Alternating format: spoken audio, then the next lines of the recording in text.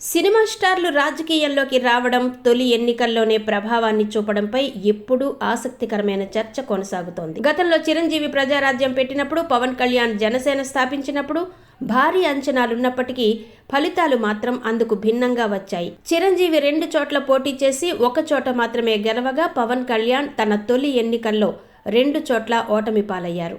కమల్ హాసన్ పరిస్థితి కూడా ఇలాగే ఉండడంతో ప్రస్తుతం తమిళ రాజకీయాల్లో అడుగుపెట్టిన విజయ్పై రాష్ట్ర వ్యాప్తంగా విజయ్ తన అభ్యర్థులను నిలబెట్టినప్పటికీ క్షేత్రస్థాయి పరిస్థితులు ఆయనకంత అనుకూలంగా లేవని రాజకీయ విశ్లేషణలు చెబుతున్నాయి.